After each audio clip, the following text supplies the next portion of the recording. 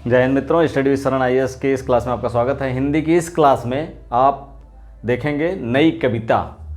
हम जानते हैं कि जब भारतेंदु युग में काव्य, भारतेंदु हरिश्चंद्र ने स्वयं जो है काव्य किस में लिखा था, किस भाषा में? ब्रजभाषा में लिखा।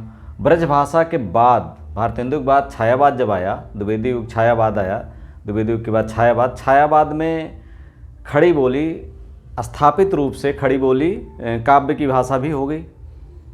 छायावाद 36 तक चला। 36 के बाद प्रगतिवाद आया, जहाँ पर मार्क्सवाद का प्रभाव था और काव्य में विद्रोही चेतना आई, यांत्रिकता आई और सर्वहारा वर्ग के प्रति जो एक भाव होता है वो पूरा भरा हुआ था काव्य में, जो पूरी तरह से एक तरह से कह सकते हैं कि काव्य के लिए, काव्य के शिल्प के लिए उतना मुफीद नहीं था।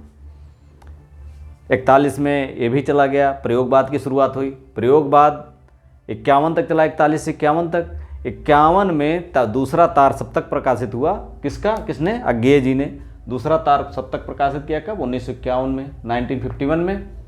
और 50 से 60 का जो दशक था, इस समय काव्य में नई नई प्रवृत्तियाँ आई। नई नई प्रवृत्तियाँ मतलब यह है कि जैसे नई कविता, नई कहानी, नई समीक्षा, तमाम सारी इस तरह की चीज़ें आने लगी।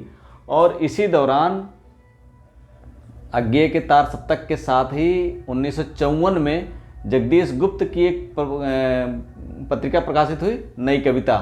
एक काव्य, नई कविता संग्रह इनका प्रकाशित हुआ, नई कविता। इससे हम मान सकते हैं कि नई कविता का शुरुआत यहाँ से हुई। अब देखते हैं कि इनके कवि जो थे वही जो प्रगतिवाद, प्रयोगवाद के कवि थे, वही इसमें जैसे हम देखते हैं कि क्या छायावाद में क्या होता है, जो निराला छायावादी के 4 स्तंभों में से एक थे, वही छायावाद वह तोड़ती पत्थर, देखा मैंने उसे इलाहाबाद के पथ पर। इस तरह के काव्य लिखते लिखते तो एक ऐसे छायावाद को ऐसे मोड़ पर लाते हैं जहाँ पर वो प्रगतिवाद में कन्वर्ट होने के लिए तैयार रहती है, और वहीं से प्रगतिवाद शुरुआत होती है। यही चीज़ यहाँ पर भी है कि प्रगति के बाद प्रगतिवादी कवि अधिकतर छायावाद में होते हैं। जैसे आप मुक्तिबोध के लीजिए, तो इनके इसमें जो कवि मुख्य हैं वो हैं सच्चिदानंद हीरानंद बादशाह अज्ञेय, सर्वेश्वर दयाल सक्सेना, रघुवीर सहाय, श्रीकांत वर्मा, लक्ष्मीकांत वर्मा, मुक्तिबोध शमशेर बहादुर सिंह, गिरिजा कुमार माथुर, अशोक वाजपेयी, विजय नारायण शाही, इस तरह तमाम सारे कवि इस दौरान के, नई कविता के दौर के ये सारे कवि हैं। यहाँ पर अगर इसके समय की बात की जाए, समय हमने बताया 50 से 60 का दशक, यानी 51 में, 1951 में क्या शुरू होता है? प्रयोगवाद के बाद प्रगतिवाद की जो नई कविता की प्रवृत्तियाँ आती हैं, जैसे एक कह सकते हैं कि जो भाव आता है, नई कविता क्यों कहा गया? हर बार हर एक, जैसे छायावाद के बाद प्रगतिवाद भी नया था तो उसे भी नई कविता कहा जा सकता था। प्रगतिवाद के बाद प्रयोगवाद भी नया था तो उसे भी नई कविता कहा जा सकता था। लेकिन यहाँ पर नएपन का मतलब कि काव्य के काव्य की संवेदना नई थी, हर दृष्टि से नई थी। तो यहाँ पर अगर इसके समय सीमा की बात की जाए, काल सीमा की बात की जाए, तो हम देखते हैं कि नंद दुलारे वाजपेयी और बालकृष्ण राव ने 1937 से ही शुरू माना इसको, क्योंकि 37 के बाद जब पतन होता है छायावाद का, छायावादी पतन के बाद जो स्थिति बनती है वो किसकी बनती है? एक चेंज होता है, एकदम से आमूल चूल परिवर्तन होता है काव्य में। और प्रगतिवाद, प्रयोगवाद और उसकी काव्य में देखते हैं तो बहुत ज़्यादा अंतर नहीं, लेकिन अगर छायावाद देखते हैं तो छायावाद इन सबसे एकदम अलग है। वैसे ही अलग है जैसे आधुनिक काव्य और मध्यकालीन काव्य से अलग है। मध्यकालीन जो कवि हैं उनका काव्य और आधुनिक काल के काव्य, जिस तरह से छायावादी काव्य मध्यकाल से अलग है, उसी तरह छायावादी काव्य इन प्रगतिवाद, प्रयोगवाद और नई कविता के काव्य से अलग है। तो वही चीज़ यहाँ दिखाई देती है। इन्होंने कहा कि नंद दुलारे वाजपेयी, बालकृष्ण राव ने कहा कि 1937 के बाद, यानी 36 में पतन होता है, तो 36 के बाद ये स्थितियाँ नई कविता की हैं, सारी नई ही हैं, क्योंकि प्रगतिवाद, प्रयोगवाद, नई कविता, समकालीन कविता सब उसी ढर्रे में आती। लेकिन यहाँ पर इस चीज़ को मानना समीचीन नहीं हो, क्योंकि प्रगतिवाद मार्क्सवाद का सीधा सीधा प्रभाव है, उसको प्रयोगवाद नहीं कह सकते हैं। प्रयोगवाद में प्रगतिवाद का लक्षण भी है और छायावाद का भी लक्षण है। तो और नई कविता अपनी संवेदना में इन दोनों, प्रगतिवाद, प्रयोगवाद, छायावाद, तीनों से अलग थी। तो 1937 से नहीं माना। लेकिन यह है कि लक्ष्मीकांत वर्मा ने 1951 में कहा और उनके अज्ञेय के तार सप्तक से प्रकाशित अज्ञेय का तार सप्तक 1951 में आया, 1951 में आया, तो उसी से उन्होंने माना लक्ष्मीकांत वर्मा ने। और अज्ञेय और शमशेर की कविताएं शमशेर बहादुर सिंह ने और सच्चिदानंद हिरानंद बादशाह अज्ञेय ने अपनी कविताओं को क्या कहा, नई कविता। 1952 में अपनी कविताओं को नई कविता कहा। तो इस तरह से ये नई कविता का कालक्रम यहाँ से देख सकते हैं। अब नामकरण की अगर बात करते हैं तो हमने बताया ना 1950 से 60 के दशक में जो भाव आया कविता में, उस दौरान नई कहानी, नया उपन्यास, नई समीक्षा, इस तरह की बातें आने लगी। तो इसी तरह से नई कविता मतलब जैसे कह सकते हैं कि ये संवेदना में एकदम से नई थी। संवेदना में इस तरह से नहीं थी कि इसका शिल्प अगर देखें तो शिल्प में ये प्रगतिवाद के अगर करीब थी, लेकिन भावना में ये प्रगतिवाद, प्रयोगवाद और छायावाद तीनों का सम्मिश्रण थी। इन्होंने यथार्थवाद को भी जिया और कल्पना लोक को भी जिया। दोनों चीज़ें, दोनों स्थितियों में इन्होंने अपनी। और इस समय के जो कवि थे, दो विश्व युद्ध हो चुके थे, भारत आज़ाद हो चुका था, स्थितियां सुधरी नहीं थी। प्रगतिवाद ने बता दिया था कि किस तरह से भुखमरी, सर्वहारा वर्ग किस तरह से पद्दलित है, अपने भुखमरी की कगार पे है। और प्रयोगवाद में इन कवियों के या इस दौरान प्रगतिवाद, प्रयोगवाद और नई कविता के दौरान भी इसमें कोई परिवर्तन नहीं आया है। तो ऐसे में क्या किया जाए कि ऐसे में जब ये मिथक टूटता है और अपनी स्थितियों पर बोध होता है, और दूसरी चीज़ यांत्रिकरण होता है, मशीनीकरण होता है, मानव जाति की गरिमा घटती है, मानव से बड़े पोस्टर हो जाते हैं, मानव से बड़े उसका धन हो जाता है। इसी तरह से अगर हम देखें तो तमाम सारी चीज़ें इस समय निकल करके सामने आती हैं और इससे वो हमारे बस के बाहर की बात हो जाती है और मनुष्य अपने आप को छोटा समझने लगता है। तो ये स्थिति, ये समय वही है 1950-60 के दौर का समय। और काव्य भी जैसे जो आता है, जो कवि आता है, उसे नए नए संबंधों, नए नए जटिल संबंधों में जूझना पड़ता है शहर में आकर के, क्योंकि उसके एकाकी परिवार हो जाता है। कई बार पत्नी, पति, बच्चे सब अलग न्यूक्लियर फैमिली हो जाती है और उनके संबंधों में एक जो ग्रामीण क्षेत्र की जो एक कसावट थी, एक जो बुनावट थी ग्रामीण क्षेत्र वाली, ये दादा हैं, काका हैं, नाना, मतलब पूरा गांव किसी न किसी रिश्ते में जुड़ा रहता था, वो चीज़ें यहाँ हट जाती हैं। मोहल्ले का व्यक्ति, घर के बगल का व्यक्ति घर बगल वाले को नहीं पहचानता है, मोहल्ले की बात ही छोड़ दीजिए। तो सुख दुख में यहाँ पर बस फॉर्मेलिटी करने वाले हैं, अपने मतलब को सिद्ध करने वाले, स्वार्थ को सिद्ध करने वाले। तो इस तरह से दुख, आंतरिक दुख, यहाँ पर व्यक्ति ऊपर से तो खुश दिखता है, उसे अपने आप को दिखाना भी हंसते हुए, और लेकिन वो भीतर टूटता है, दुखता है, परेशान होता है, वो चीज़ें उसके अंदर ये रहती हैं। तो ये नई कहानी का दौर काव्य को इसी तरह से ट्रेन करता है या इसी तरह से व्यक्त करता है उस समय के समाज को। इसकी प्रवृत्तियों की अगर बात की जाए तो यहाँ पर भोगे हुए यथार्थ पर बल दिया जाता है। यानी कवि जो आता है शहर में तो क्या होता है, वो इन स्थितियों से दो चार होता है। संबंधों की जो जटिलता होती है, संबंधों में जो कड़वाहट होती है, संबंधों में जो स्वार्थपरता होती है, मतलब परस्ती रहती है, उससे वो दो चार होता है। अगर कहीं इंसानियत है तो उससे भी दो चार होता है। तो ऐसे संबंधों में मानव की जो मानव प्रवृत्ति के जो नकारात्मकता है उससे भी दो चार होता है और सकारात्मकता उससे भी दो चार होता है। और उसी यथार्थ को यहाँ पर करता है, वो अपना जो है अपनी बातें व्यक्त करता है। जैसे सर्वेश्वर दयाल शर्मा, मैं नया कवि हूँ, इसी से जानता हूँ, मैं नया कवि हूँ, इसी से जानता हूँ कि सत्य की चोट कितनी गहरी होती है। मैं नया कवि हूँ, इसी से जानता हूँ कि सत्य की चोट कितनी गहरी होती है। अब सत्य कहने वाला व्यक्ति जो है शहर में मैनिपुलेट अपने आप करता है, अपने आप को कह सकते हैं कि अपने आप को व्यक्त करने में, अपने आप को कह सकते हैं दोहरा व्यवहार, दोहरी जिंदगी जीता है। एक तरफ वो जो है दोगलेपन का जो ये हद है, ये चारों तरफ बिखरा हुआ शहर में, ग्रामीण क्षेत्रों में, शहरों में, मतलब जहाँ भी है मानस में ये दोगलापन पूरी तरह से फैला हुआ। और वो दोगलापन यहाँ पर मैं नया कवि हूँ, इसे जानता हूँ सत्य की चोट कितनी गहरी होती है और सत्य कहने से हर आदमी घबराता है। इसी तरह से वो पूरे जीवन के संपूर्ण यथार्थ को देखता है। जैसे कब हमने बताया ना, उसकी सकारात्मकता को लेता है, नकारात्मकता को लेता है, उसके अच्छे व्यवहार से भी प्रभावित है और उससे नकारात्मक व्यवहार से प्रभावित है, उसकी स्वार्थपरता से प्रभावित है, उसकी पर दुखकातरता से भी प्रभावित है, दोनों चीज़ों से प्रभावित है वो। तो ऐसे में वो कहता हम तो सारा का सारा लेंगे जीवन, कम से कम वाली बात ना हमसे करिए। रघुवीर सहाय की एक कविता है, हम तो सारा का सारा लेंगे जीवन, हम तो सारा का सारा लेंगे जीवन, कम से कम वाली बात ना हमसे करिए। यहाँ पर यथार्थवादिता की एक उनकी अगर हम देखें, सर्वेश्वर दयाल सक्सेना की एक है कि वो लोग कहते हैं या जो विचारधाराएं वो कहती हैं कि सारी विचारधारा पेट भरने के बाद आती है। पेट भरने के मार्क्सवाद पर उन्होंने एक करारा प्रहार किया है कि मार्क्सवाद भी पेट भरने के बाद ही आया होगा, बिना पेट भरे मार्क्सवाद नहीं आया होगा। और उस मार्क्सवाद पर जिसने विद्रोही चेतना सर्वहारा वर्ग के लिए एक तरफ खड़े, उस पर ही उन्होंने कटाक्ष किया है। एक लाइन देखिए, गोली खाकर एक के मुंह से निकला माओ, दूसरे के मुंह से निकला गांधी, तीसरे के मुंह से निकला आलू।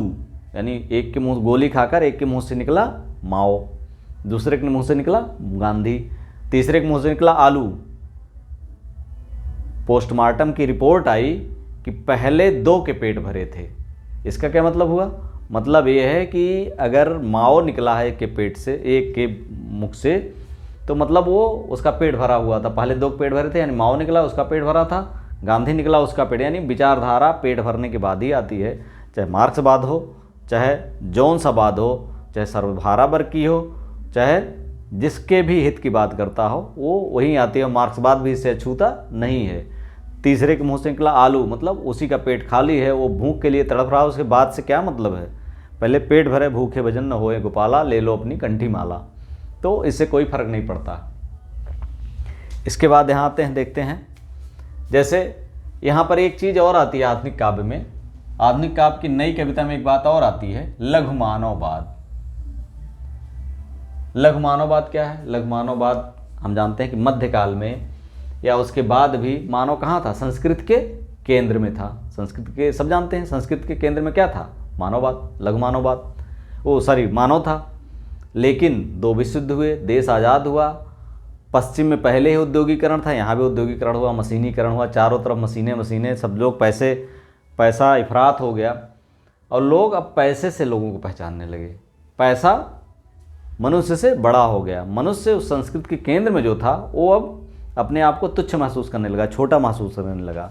वही लघु मानववाद की अवधारणा यही है। और इस काव्य में जो आधुनिक नई कविता को अन्य अपने पूर्ववर्ती कविताओं से अलग करती है, तो वही लघु मानववाद भी है एक कारण, क्योंकि इस समय काव्य में लघु मानववाद की अवधारणा दिखाई देती है। अशोक वाजपेयी का एक कविता है, हम छोटे लोग चाहे अनदेखे ही बीत जाएं। लघु मानववाद की अवधारणा देखिए, हम छोटे लोग चाहे अनदेखे ही बीत जाएं, कोई तो देखेगा हमारी मुट्ठी में गुलमोहर के फूल थे। कोई तो देखेगा हमारी मुट्ठी में गुलमोहर के फूल थे, मतलब कि उसकी अच्छाइयों को कोई तो मॉनिटर करेगा। उसे इतना विश्वास नहीं है कि वो मर जाएगा, हमें नहीं कोई चिन्हित करने वाला है, लेकिन उसे विश्वास है कि कोई तो देखेगा कि हमारी मुट्ठी में गुलमोहर के फूल थे। ये जो काव्य है, नई कविता है, इसमें आधुनिक भावबोध की कविता भी है। आधुनिक भावबोध की कविता है जिसमें, जैसे हमने बताया कि शहर महानगर की कविता है, तो शहरों में क्या है? आधुनिकता है, यांत्रिकरण है, संवादहीनता है, एक दूसरे से बात ना करने की वो है, अपने आप को ईगोइस्ट लोग किए रहते हैं, कभी बात ना करना। तो इस सारी चीज़ें होती हैं। वहाँ पर आगे जी ने सीधा सीधा कहा, दुख सबको मांझता है, दुख सबको मांझता है, और चाहे स्वयं सबको मुक्त करना ना चाहे, किंतु जिन्हें यह मांझता है उन्हें सीख देता है कि दूसरों को मुक्त रखें। मतलब कि दुख जो है जब आता है तो सबको कुछ न कुछ सीख दे के जाता है। अब उस सीख को चाहे दूसरों को ना मुक्त करे या उस सीख से दूर, लेकिन यह है कि ये चाहता है कि जो जिसको दुख देता है वो तो वो उसको ये इस तरह सिखाता ही है कि अगले को, अगर आपको भी पीड़ा हो रही है तो अगले को पीड़ा होगी, इससे उसको मुक्त रखो। निरर्थकता बोध भी है इस काव्य में। लघुमानववाद निरर्थकता बोध होगा, इसे आंतरिकता है, अनिश्चयता के साथ। जैसे परंपरागत जो धारणाएं थी वो टूट रही थी, उन पर से विश्वास उठ रहा था, तो ऐसे में निरर्थकता बोध उभर करके आता है। क्योंकि क्या मतलब है इस जीवन का, निस्तारता आती है। भाई चलो, जीवन हम खाली मुट्ठी आते हैं, बंद मुट्ठी आते हैं, खाली मुट्ठी जाते हैं, कुछ भी कमा लो, कुछ भी खा लो, कोई मतलब नहीं है ज़िंदगी का। तो वही चीज़ें यहाँ आती हैं। कैसी विचित्र है यह ज़िंदगी, मुक्तिबोध की इनकी कविता है। कितनी विचित्र है यह ज़िंदगी जिसे मैं जीता हूँ, एक सड़ा कपड़ा जिसे फटता जाता है, जिसे मैं सीता हूँ। सॉरी। कितनी विचित्र है यह ज़िंदगी जिसे मैं जीता हूँ, एक सड़ा कपड़ा फटता जाता है, जैसे जैसे सीता हूँ। ये निरर्थकता बोध आपको मुक्तिबोध से भी इससे मुक्त हो नहीं पाया। उन्होंने अंधेरे में कविता है, लिया बहुत ही बहुत बहुत अधिक, दिया बहुत बहुत कम, अरे मर गया देश जीवित रह गए तुम, अरे मर गया देश जीवित रह गए तुम। ये निरर्थकता बोध मुक्तिबोध की भी काव्य में दिखाई पड़ता है। ये महानगरीय कविता, हमने बताया ना कि महानगर की भी कविता है, क्योंकि इस समय जो जीवकोपार्जन था, अच्छी लाइफ स्टाइल के चक्कर में, सुकून के चक्कर में, अधिक पैसा कमाने के चक्कर में लोग शहर की तरफ भागता है।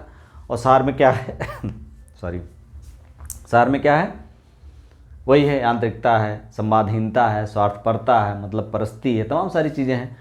उससे दो चार्ज होता है, क्योंकि गांव में उसे ये भाईचारा जो मिलता था, यहाँ पर वो भाईचारा नहीं दिखाई देता है। हमने बताया ना कि पड़ोसी एक दूसरे को नहीं पहचानते हैं, वहाँ पूरा गांव एक रिश्ते, हर किसी न किसी रिश्ते में जुड़ा रहता था।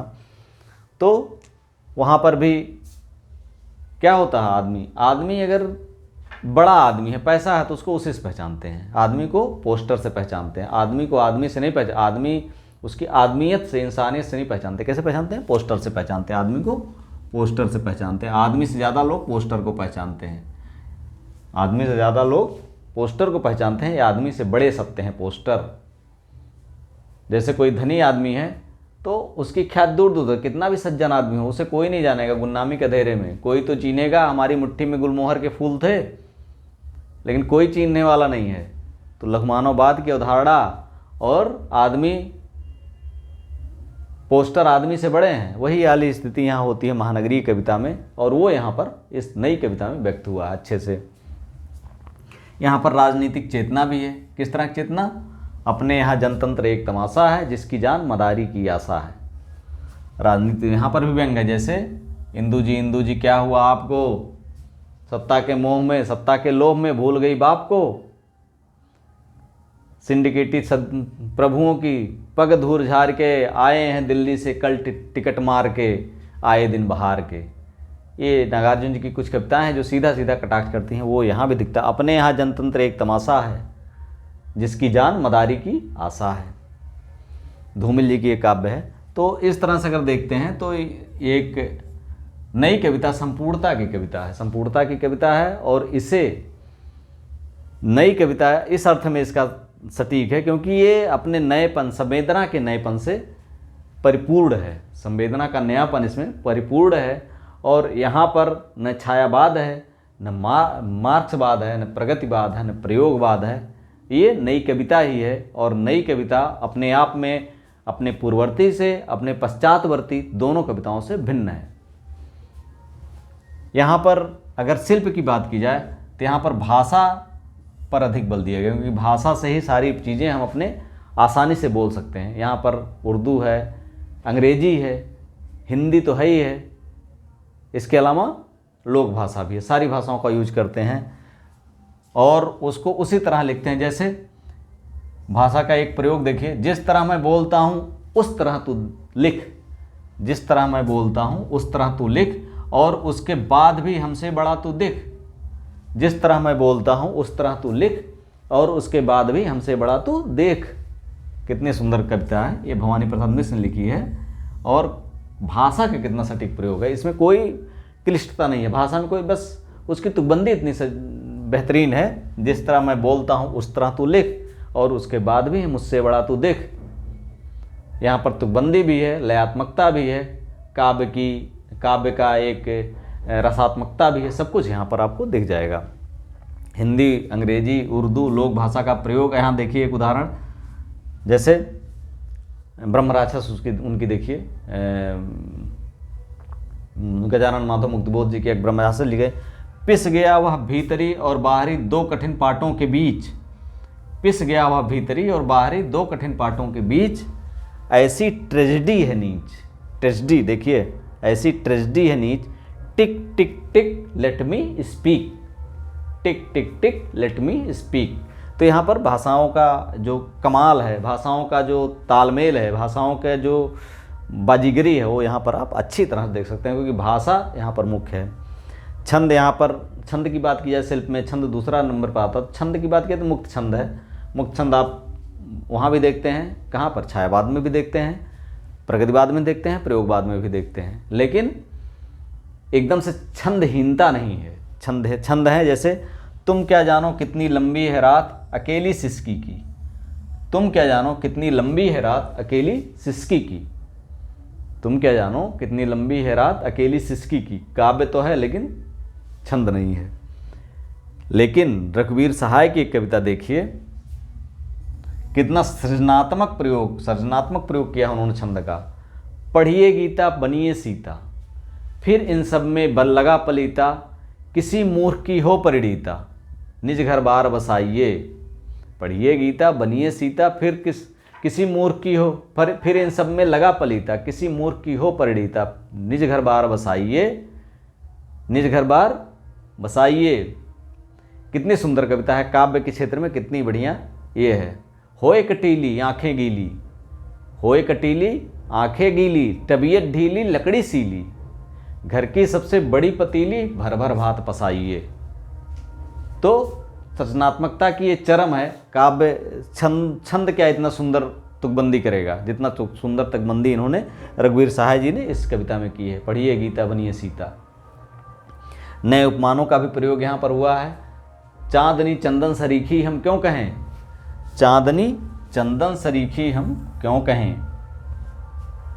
बिंब पर भी अधिक बल दिया गया है, बिंब भी यहाँ पर बहुत अधिक है। जिंदगी दो उंगलियों में दबी सस्ती सिगरेट से के जलते टुकड़े की तरह है। जिंदगी दो उंगलियों में दबी जलती सिगरेट के टुकड़े की तरह है। कितनी सस्ती है जिंदगी। तो इस तरह से हम देखते हैं कि नई कविता एक अपने कलेवर में, नई कविता अपने कलेवर में अपने पूर्ववर्ती से पश्चातवर्ती दोनों से अलग है।